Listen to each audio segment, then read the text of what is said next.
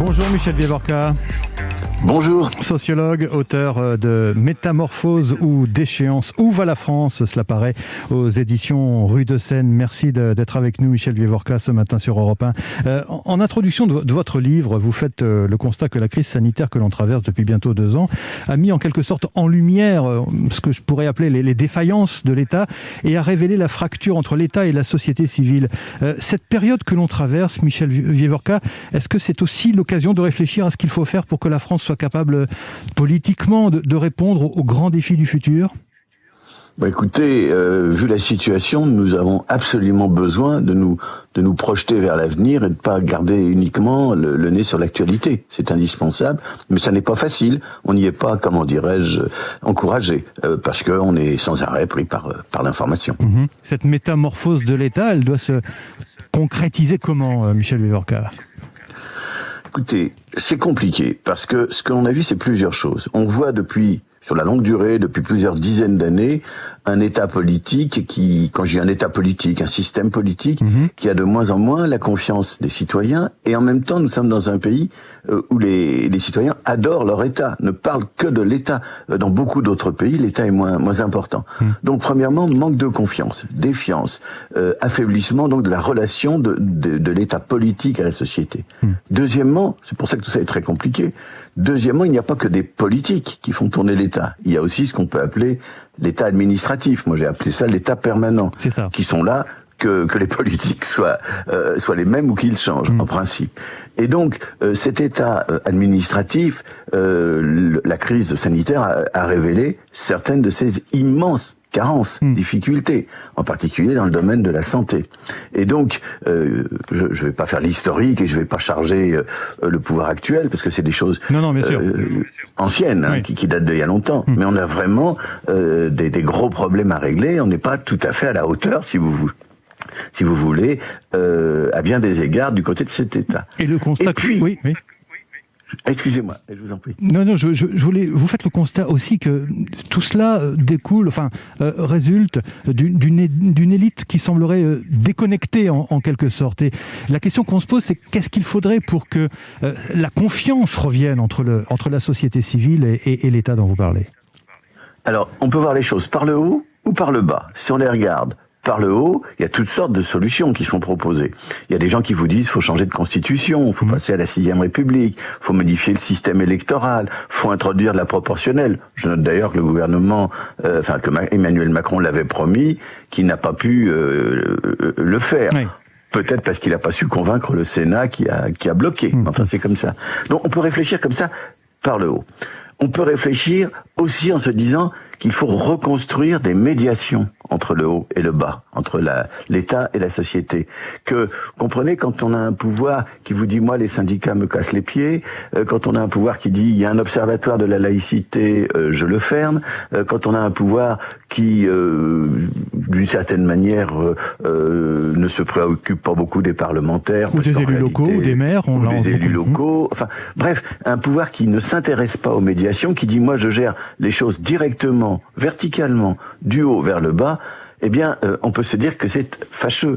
Parce que ce qui revient de la société, c'est quoi? C'est que les demandes, les attentes ne sont pas traitées comme elles devraient l'être. Il faut rendre leur place aux corps intermédiaires. Ça a été l'une des grandes réflexions, finalement, du début du quinquennat d'Emmanuel Macron. Oui, et le choix a été très très clair. Hostilité, réticence vis-à-vis des corps intermédiaires. C'est très très clair.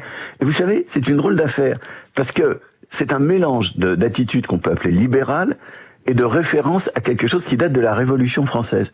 Pendant la Révolution française, il y a eu une loi, la loi Le Chapelier, qui disait interdiction des corps intermédiaires, pratiquement, des corporations, etc.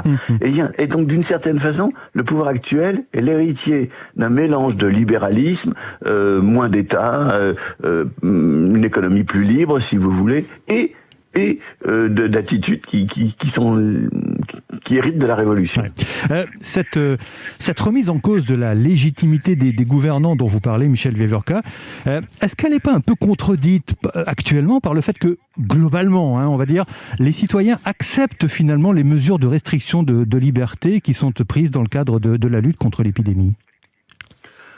Les citoyens n'ont pas beaucoup le choix. Les citoyens voient bien qu'il y a une question de vie ou de mort. Quand on a des enjeux de vie ou de mort, on est au-delà de la politique, au-delà de la critique de l'État. Ou alors on considère que ce qui est fait ne répond pas n'est pas à la hauteur de l'enjeu. Donc là, on rentre dans des choses extrêmement graves. Mais il y a autre chose. On est dans une société qui n'est plus capable, et là maintenant je regarde les choses par en bas, qui n'est plus capable, comme avant, de construire des mouvements, des contestations susceptibles d'aboutir à des négociations et à des compromis. On a eu les Gilets jaunes qui sont vraiment quelque chose d'extrêmement important. Les Gilets jaunes ne voulaient pas négocier, ou ne savaient pas négocier, ne voulaient pas être organisés. C'était un mouvement horizontal, pendant que l'État, lui, fonctionnait de manière verticale. Et donc, si vous voulez, on a aussi un problème de capacité de la société civile à construire les contestations qui peuvent déboucher, elles aussi, vers des négociations, des discussions, des échanges. Et le problème, c'est que bien souvent, ça se termine par la violence. Alors, écoutez, on vient d'entendre sur votre antenne, il y a un instant, ce qui se passe dans les stades. Mais je voudrais qu'on soit prudent sur le thème de la violence. Parce que d'un côté, oui, quand il n'y a pas les médiations, les conflits, les problèmes, les différences, tout ça n'est pas traité, donc ça ouvre l'espace de la violence. Mais il faut regarder aussi la face positive des évolutions de notre pays. La violence a reculé dans au moins 2 domaines. Elle a reculé, ou en tout cas elle est contrée en ce qui concerne les violences subies par les femmes. Et ça, on le doit quand même à la contestation, appelons-la féministe, premièrement. Et deuxièmement, elle a reculé aussi là où elle était dans le temps recouverte par le secret des institutions. Regardez ce qui s'est passé pour l'Église catholique avec la commission Sauvé. Donc, d'un côté, oui, on a cette violence du genre stade, du genre Black Bloc avec les Gilets jaunes, bien sûr, et c'est quelque chose de crucial. Mais on a eu aussi des reculs importants dans les institutions ou dans les rapports entre les hommes et les femmes. Est-ce que vous faites, Michel Viorca, partie de ceux qui s'inquiètent des restrictions de liberté actuellement ? Je m'inquiète des restrictions de liberté dans la mesure où elles risquent d'être durables.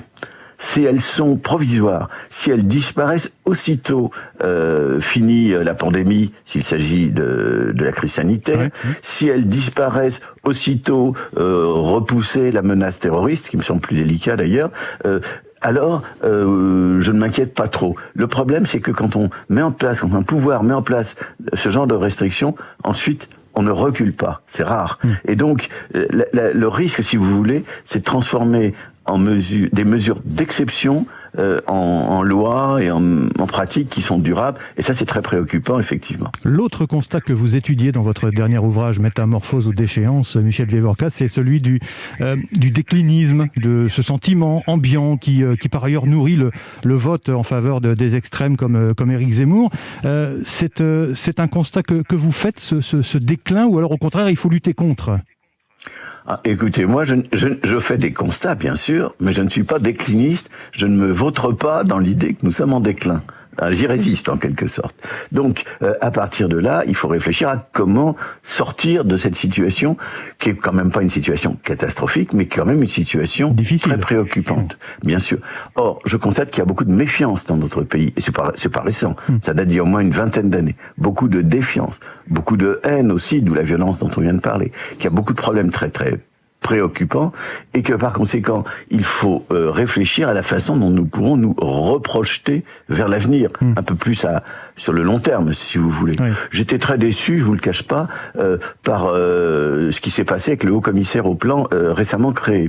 Parce que dans le passé, le plan, c'était formidable. Le plan, c'était pas seulement la planification, c'était surtout le lieu de discussion, d'échange. Vous aviez des patrons, des syndicalistes, des politiques, des administratifs, des grandes associations. Enfin, vous avez et des chercheurs aussi en sciences économiques, en sciences sociales. Enfin, vous aviez un très grand nombre de personnes qui discutaient, qui réfléchissaient comment construire l'avenir.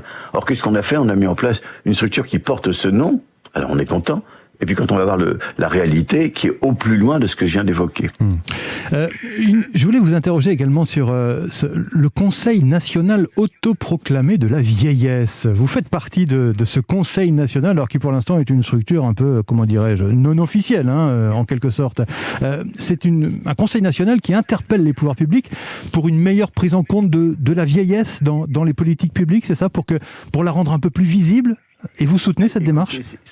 Non seulement je la soutiens, mais je suis l'un de ceux qui l'ont initiée. Donc je pense qu'elle est tout à fait importante. Écoutez, quand les choses ne se font pas de haut en bas, depuis le pouvoir central vers la société civile, la loi sur le grand âge n'a pas été votée. Ouais. Elle aurait dû, d'une manière ou d'une autre, prévoir la mise en place d'une instance qui se serait préoccupée de la vieillesse comme une instance se préoccupe du handicap, si vous voulez. Eh bien, puisque les choses se font pas du haut vers le bas, et nous avons dit, nous allons faire monter la pression du bas vers le haut, de la société civile vers le haut, parce que les personnes âgées ne sont pas seulement un problème, elles sont aussi une solution, elles sont aussi...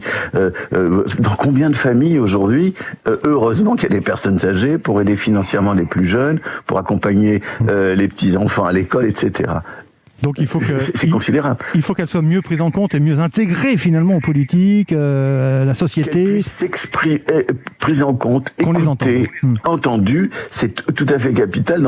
Dans mon livre, je montre, et c'était avant qu'on crée ce conseil autoproclamé, je montre à quel point les personnes très âgées dans les EHPAD ont été abandonnées. Ça a été terrifiant, terrifiant. Bon, ça n'est pas acceptable. Une société comme la nôtre doit changer ça. Il faut donc en tirer les leçons. Merci Michel Viévorka, sociologue. Je rappelle que vous êtes l'auteur de Métamorphose ou Déchéance, où va la France ? C'est publié actuellement aux éditions Rue de Seine. Merci d'avoir été l'invité d'Europe 1 ce matin. Bonne journée. Merci à vous.